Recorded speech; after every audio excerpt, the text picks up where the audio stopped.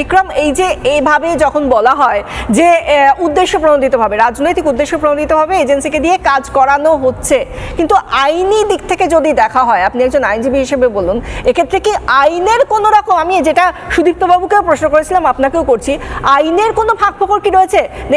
এখানে কি তাকে প্রথমে সামন করা হয়েছিল, তিনি যাননি, তারপর এসে দেবাশিস কুমারের বাড়িতে আইটি রেড হয়েছে, এর মধ্যে কোথায় কোন আইনগত ফাঁকফোকর রয়েছে? আদৌ কোনো গাফিলতি, কোনো ল্যাপস আছে কি? না, আইনের কোনো গাফিলতি এখানে নেই। তার কারণটা হচ্ছে হলো ইনভেস্টিগেটিং এজেন্সি, যে কোনো ইনভেস্টিগেটিং এজেন্সি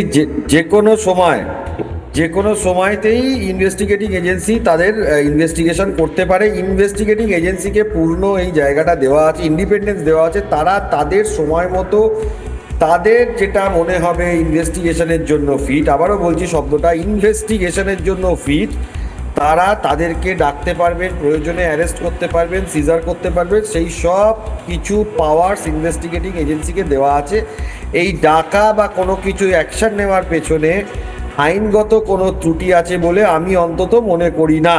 কিন্তু এটাও একটা ঘটনা, যেটা প্রশ্নটা বারবার উঠছে, যে এই পিরিয়ডটাতে কেন, যেটার জন্য যেটা রাজ্যের শাসক দল তারা এটা একটা ইস্যু পাচ্ছেন বলতে পারেন, এই পিরিয়ডটা যেহেতু ইনভেস্টিগেটিং এজেন্সি তাদের তৎপরতা দেখাচ্ছে সেটা বলার জন্য।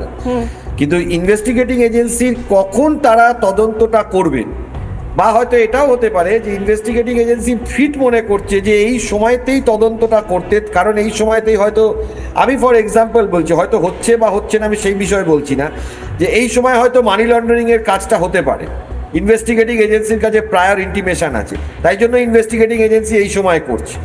একটা প্রশ্ন ডেফিনেটলি এই ভোটের সময় হচ্ছে বলে, ডেফিনেটলি যারা রাজনৈতিক দল এফেক্টেড, যারা মনে করছেন এফেক্টেড, তারা হয়তো প্রার্থীকে বা কোনো প্রার্থীর প্রস্তাবকের বাড়িতে মানি লন্ডারিং এর অভিযোগ থাকলেও তার বাড়িতে গিয়ে এই ভোটের আগে রেড করা যাবে না, এমন কোন রকম জায়গা তো থাকছে না।